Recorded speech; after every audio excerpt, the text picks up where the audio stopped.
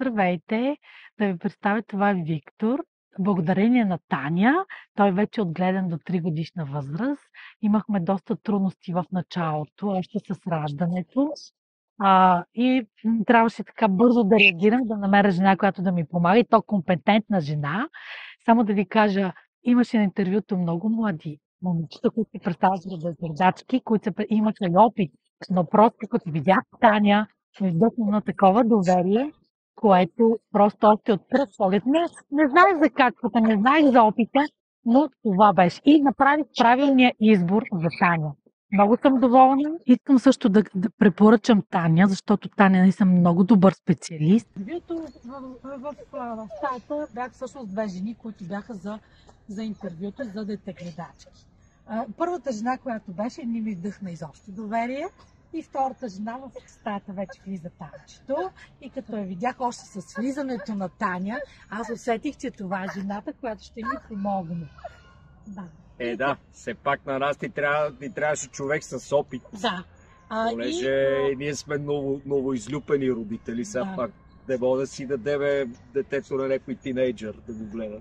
Така, и след като я видях, казах, че това е жената.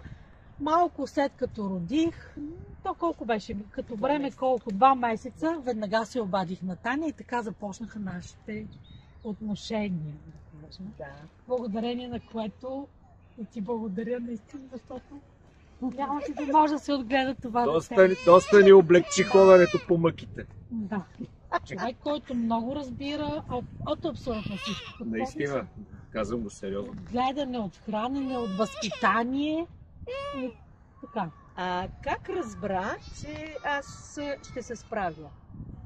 Интуитивно ли го усети? Усети ли някаква сигурност в диалога, който проведахме в... Разбира се, аз още в началото на интервюто, когато те видях, усетих просто, че има някакъв... Че ти имаш всъщност опит, това усетих. Да. И аз това усетих, като те видях за първи път, си викам, това е. Да. Някак си имаш... отдава ти се, има на някои хора ми се отдава да гледат деца. Да. И най-хубавото нещо, че то е енергия, всичко е енергия. Тази енергия, която носи Таня, тя се предава и на детето. Детето с нея е изключително спокойно. Изключително. Докато ако примерно е с някой друг, да кажем някоя друга баба или някой друг човек, той не се държи така. Изключително спокойно. А какво забелязвате, когато аз отида, присъствието ми как въздейства в близките, обстановката, как е, спокойна ли е, има ли някакво развитие при детето? Да, сега, значи, когато ние вкъщи, нали, знаете как е, има напрежение, то си иска някои неща. Когато Таня дойде, нещата се успокояват. Другото, което тя го учи на много неща. Значи, да почне на 3-годишна възраст, детето вече трябва да знае някои неща. Говоренето е отделно, той може да проговори малко по-късно. Но така, и възпитанието, примерно цветове, обличането, също тя го научи да се облича самостоятелно. Той е много самостоятелен в обличането. Ама аз много научих да си бие зъбите. Много бързо детето успя да премахне памперса. В момента той не носи памперс, благодарение на нея. И си е само без памперс вече. Даже и през нощта не ползва памперс, което е много важно. Единственият сега проблем, който е, но с биберон, така Таня ми помага също да махне биберонто и както виждате, в момента той е без биберон.